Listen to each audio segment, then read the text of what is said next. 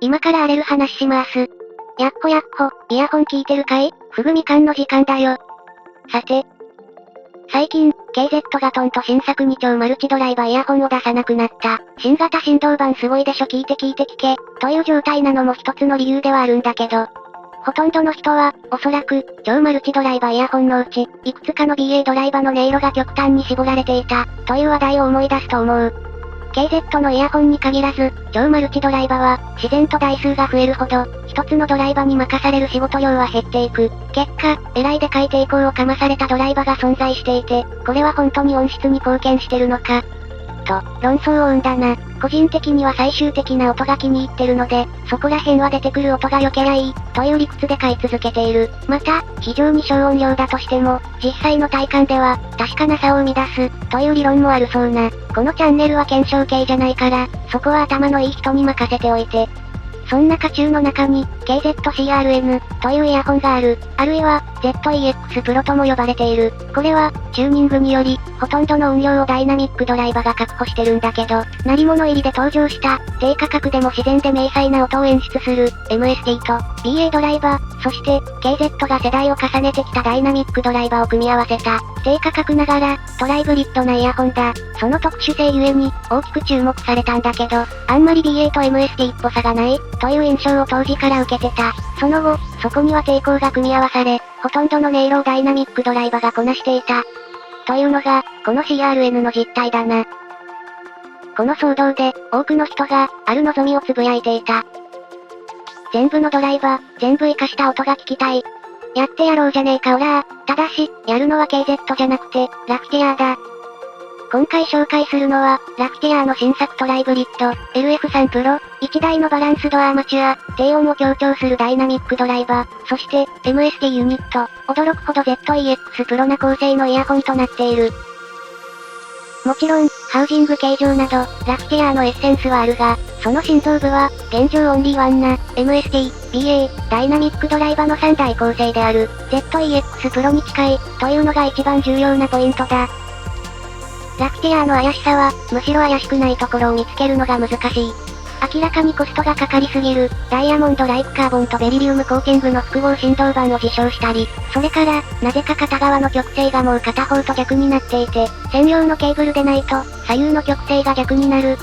という、素晴らしいスタートを切ったりしていた。これに関しては意図的なのかそうじゃないのかわからないし、公式発表もなし、そんな俺たちの2010年代前半な中華イヤホンのスメルが戻ってきた、と大喜びする人と、ただただこの怪しさにドン引きする人のどちらが多いかは言うまでもない。とにかく怪しいブランドだ。そんな怪しいブランドが出した、なぜか ZEX Pro の構成を持つイヤホン、LF3 Pro。こんな怪しいイヤホンをなぜわざわざ店に切ってまで買ったかというと、これが ZEX Pro の手をかけられていないチューニングである可能性があるからだ。実際、ラクティアーの今までのイヤホンは、ほとんどチューニングについてかなり攻撃的で、ドカドカなる低音、そしてパワフルすぎて綺麗とか力強いを超えてやかましい高音域、ある意味、中華イヤホンに体が慣れすぎてしまった人間向けの、劇薬みたいなチューニングを持っている。この、素材の味をあくまで含めてたっぷりそのまま水分がなくなるまで煮詰めたような、中華の癖の集大成、ラクティアー系のチューニングなら、CRN ではかなり抑制された、MST と BA ドライバーの音色が、ガッツン聞こえてくるんじゃないか、という期待に、発見5分で心はワックワクだった。そんなやべえ可能性を持つ、LF3 Pro。外装から通してみていこう。ラクティアーの型番は、今のところわかりやすい。ドライバー構成ではなく、採用されている外装の形状が、共通化されていて、この外装形状によって、型番が決定するんだな。LF3 Pro の名称のうち、LF の部分だ。LF シリーズは、ラクティアーのマルチドライバー機が集まるグループで、ラクティアーの4ドライバーイヤホン、LF4 などが属する、マルチドライバーが前提なので、かなり大型のハウジングになっていて、本体内部にさらに BA が収まるように、空間には余裕があるぞ。ただし、LF3 Pro は3ドライバーなので、BA が収まる部分はシンプルなものに変更されて、コストダウンと軽量化が図られた。1BA1 ダイナミックドライバーの LF2 に、なんかあと8台くらい BA 収まりそうな 3D プリンタブラケットとか入ってたのは記憶に新しい。何はともあれ、このイヤホンは、かなり大型のシェルを持っている。色は今のところ1色のみ。実は、このレビューを書き始めた時点で、LF3 プラスが発売された。そちらは、本機から BA を取り除いた構成で、LF3 プロの色違いだ。ただ、パッケージには、銀、黒、そしてこのローズゴールドがチェックボックス付きで印刷されてたりする。黒はどんな構成で出るのか、それとも出ないのか、そんなところまで怪しいのがラフテアだ。このイヤホンは、背面開放と、それを実現するフェイスプレートデザインこそ独特なものの、それ以外はかなり基本的な設計だ。耳に収まるような、なだらかなカーブ、そして、ノズル部分は金属製、低価格ハイブリッドの定番みたいな素材選びだな。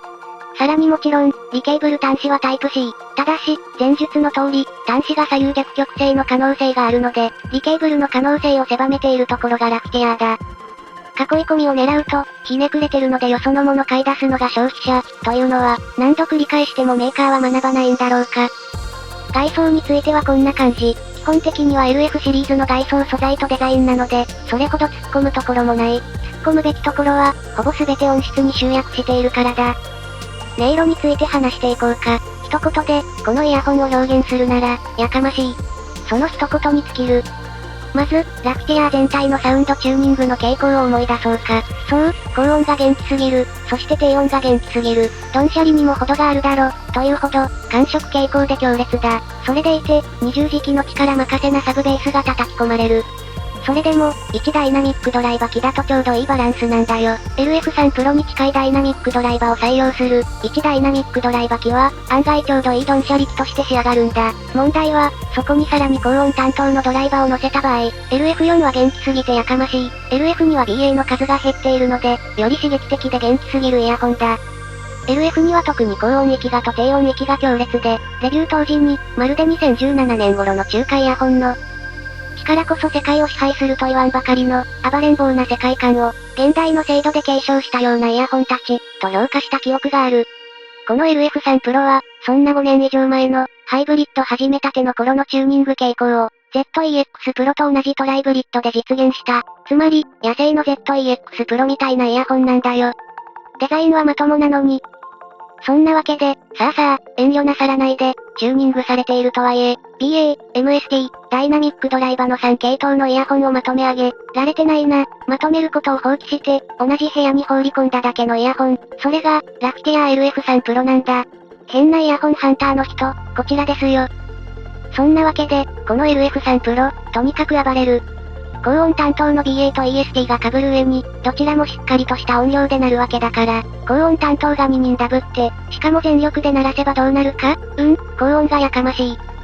そりゃあ ZEX プロみたいなチューニングにもなるわ。LF3 プロは、3人パーティじゃない。別々の個人3人が、突然同じ部屋に抑え込まれて絶叫してるようなイヤホンだ。音色を分解すると、強烈で楽しそうに聞こえるんだけど、全体で聞くと、突然周波数の高い音が浮き立つというか飛び出すというか、なんか耳にビターン、と叩きつけられる。しかも、MST と BA の2つの高音域が、ガチガチにパワフルになり続けるので、これを聞いた後に刺激的な、同社の 1BA1 ダイナミックドライバ機、LF2 を聞き込むと、LF2 ですら優しく聞こえてくるレベルだ。